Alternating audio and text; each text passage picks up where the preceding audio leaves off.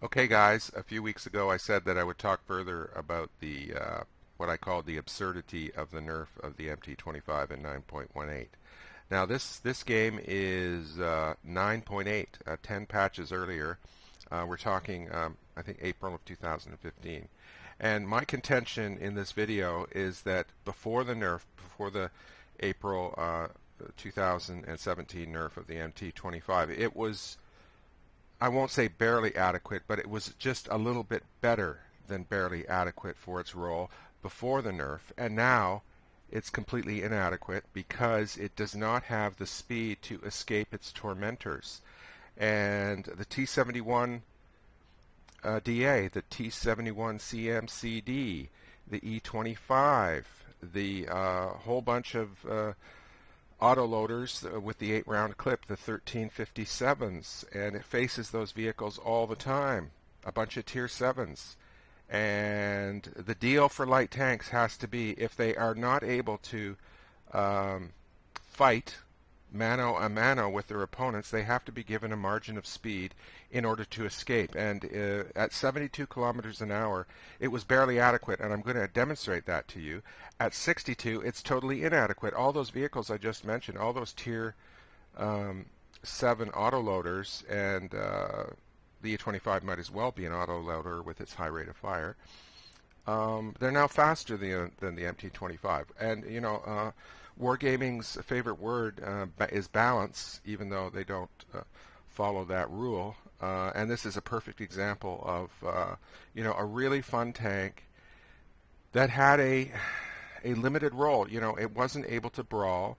It wasn't able to carry games in the conventional manner. But if you're interested in tactics, if you're interested in movement, if you're interested in switching from one flank to another, if you're interested in appearing in one area, you know, getting the enemy's attention and then disengaging and appearing in a completely other area, which is, you know, this is the way I play World of Tanks from almost day one. I'm pretty sure from the get-go, and you know, it has to do with my being an army brat and being completely immersed in all this talk of tactics, and you know, my dad was a artilleryman, so that's, you know, probably my fascination with spotting and marking targets and disengaging and re-engaging and switching fire plans and all that stuff. You know, I was exposed to that and talk about it before I was 10 years old, and you know, I'm not going to say I was obsessed by it, but I certainly absorbed all that sort of thing, and World of Tanks has allowed me to, you know, have fun in that field. So I'm going to hit the space bar here. Like I said, this is 9.8. Going to zoom in. XVM no longer works. And even though this game only has one arty, I often go and try to distract the enemy. And there's an SU-152 swerving to try to get me. And in the distance, you'll see a T-71 headed my way, and he starts shooting, and he actually hits me here. One of our gas tanks ruptured.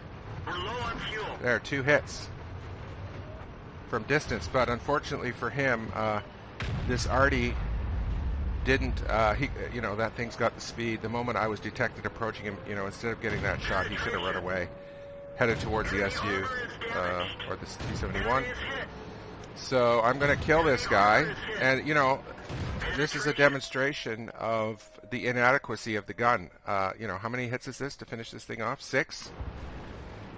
And I go downhill, right, to pick up speed as fast as I can. You know, it's not, the acceleration on this thing is okay, right? It's not amazing. Now, here's my tormentor that I was talking about with his 6-round clip.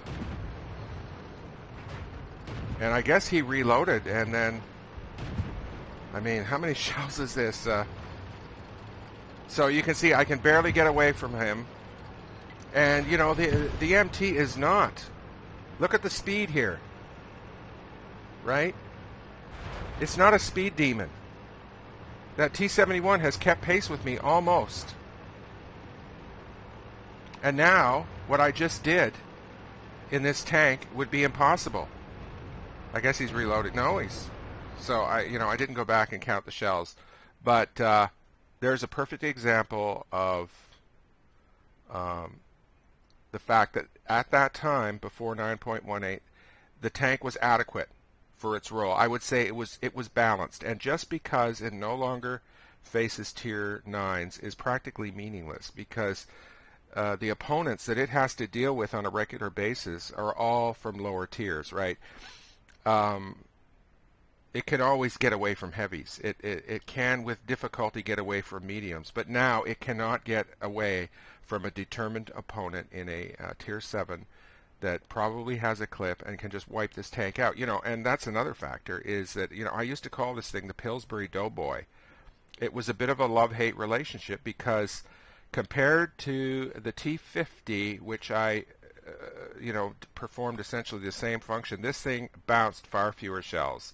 If you look at the original T50, and I suppose now, the sloped armor was better, and it just seemed to throw off incoming. And this thing is pretty big. It's heavier than my Batchat, for comparison. So they ruined the tank. There was no justification. I could understand a slight reduction in the gun power. I'll take that, reduce the penetration because it no longer faces tier 9s, but do not alter the driving characteristics of the vehicle, the acceleration and the top speed. It absolutely needed those before the nerf, and now it's been deprived of the only thing that made it a viable and balanced vehicle on the battlefield. So it's game over for the MT-25, and the final thing I'll say here is that it's my belief that light tanks should be differentiated from other vehicles in terms of their function, right?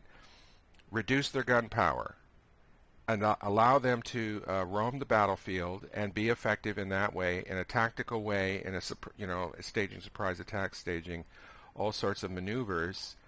But wargaming, these concepts seem to be alien to their mentality, and it's a diminution of the game. It's a reduction of the fun factor by sort of eliminating light tanks as a distinct class. The T100 LT, the tier 10, that can do, I think, 400 damage per round, and a heavy hitter,